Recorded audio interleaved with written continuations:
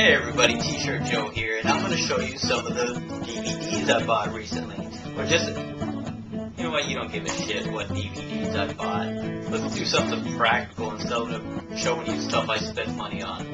Let's go into the kitchen with T-Shirt Joe, and I'm going to teach you how to make Frito-Pie. Now, in order to make Frito-Pie, you also have to be able to make chili, so you're getting 2 recipes for the price of 1. Now, with chili, it's up to you what meat you want to use. You can use ground beef, which is what people traditionally use. You can use chicken to make chicken-style chili, or you can use something that's totally different. Right now, I've got some fajita meat simmering, and that's what we're going to be using. So, just cooking that until it's brown. It's pre-seasoned. If you don't want to go to the trouble of cooking your own fajita meat, then you can just go to any Mexican restaurant and buy some fajitas and use those. Look at that, it's good. What do you think of that, you vegans? Okay, now, when using fajita meat for your chili, the biggest temptation once the fajita is ready is going to be not to just give up and say, hey, let's eat fajitas instead. Okay, so once that's ready, slice it up into little bite-sized cubes as quick as possible, and you're going to throw it into a pan.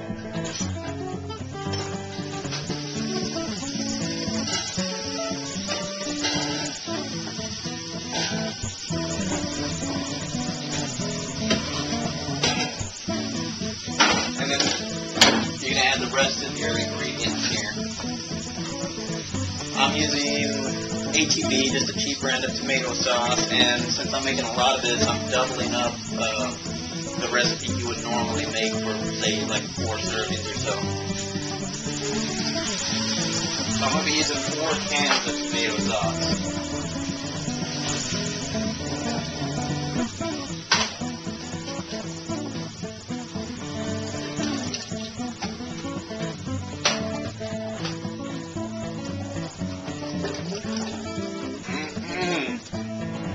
Whatever. We'll stir that in.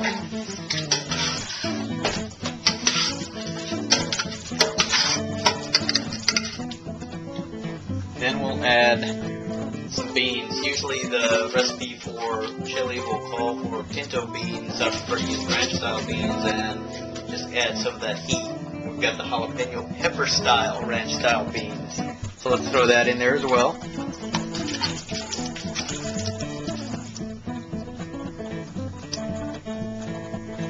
And like I said, since I'm doubling up the recipe, we use 2 cans of these bad boys.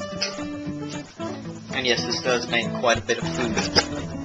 So if you're a guy that eats whenever he can, like me, then you're going to have plenty of it left over and ready to go. Let's go ahead and mix this up with your meat, the tomato sauce.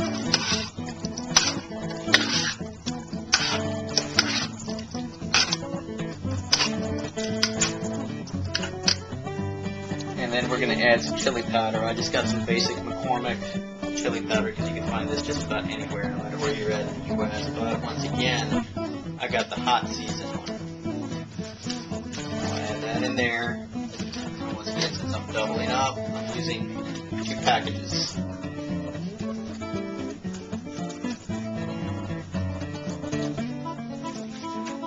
let's mix that up.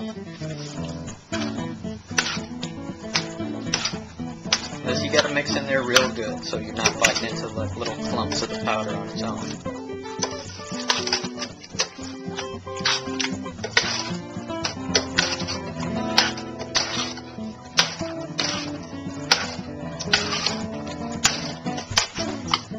Should be good enough. And then if you want a little more heat to go with it, and if it's chili, why not? Make it as hot as possible. You can throw in some hot sauce, whichever you prefer, whichever you like. I prefer Cholula because it's not very hot, it's just kind of seasoned very well. We'll mix that in.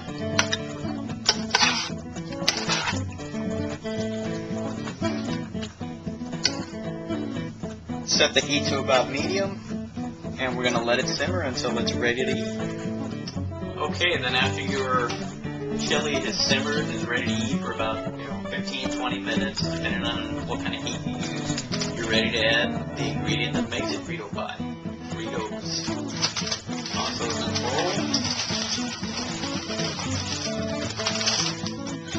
grab a couple of spoonfuls of your chili.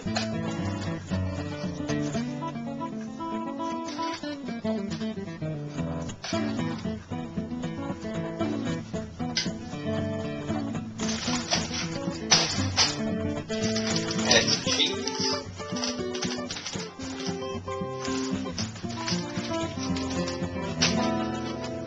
And you're ready to rock. Now it's up to you whether you want to add onions. Some people like sour cream. With me, it's good to go like this.